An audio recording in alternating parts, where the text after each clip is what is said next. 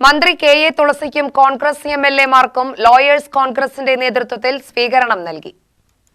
Sc. എസ്.ടി. പിന്നോക്ക ക്ഷേമവകുപ്പ് മന്ത്രിയായി തെരഞ്ഞെടുക്കപ്പെട്ട കെ.എ. തുളസി, വി.ടി. ബൽറാം, രമേശ് പിഷാരടി, സുമേഷ് അച്യുതൻ എന്നിവർക്കാണ് ലോയേഴ്സ് കോൺഗ്രസ് സ്വീകരണം നൽകിയത്.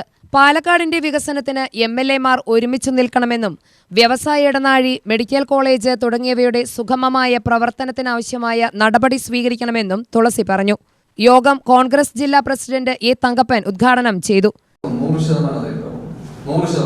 ഇതിന്റെ മുമ്പുള്ള ചില ആളുകൾക്ക് ഇങ്ങനെ തോന്നുന്നുണ്ട് കുറുക്ക്, അത് ചില ആളുകൾ അവിടെ ഒരു മുറുമുറുപ്പ് പറയുന്നുണ്ട്. ഞാൻ പറയാം, കാരണം പരാതിക്ക് നിവൃത്തിയില്ല. അപ്പൊ ഞാൻ എന്നെ സംബന്ധിച്ചിടത്തോളം സംഘടന എന്ന് പറയുന്നു, ഞാൻ DC പ്രസിഡന്റ് എത്ര എനിക്ക് പറയാൻ പറ്റില്ല, ഇരിക്കുന്നിടത്തോളം അതേ നടക്കണം.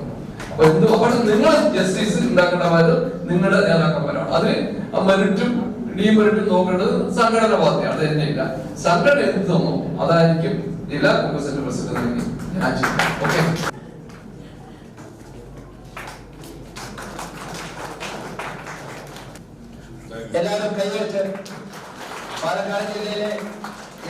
ജില്ലാ പ്രസിഡന്റ് അഡ്വക്കേറ്റ് എസ്. രമേശ് അധ്യക്ഷത വഹിച്ചു. ലോയേഴ്സ് കോൺഗ്രസ് ഭാരവാഹികളും ജില്ലയിലെ KPCC ഭാരവാഹികളും പങ്കെടുത്തു. UTV news, Palakkad.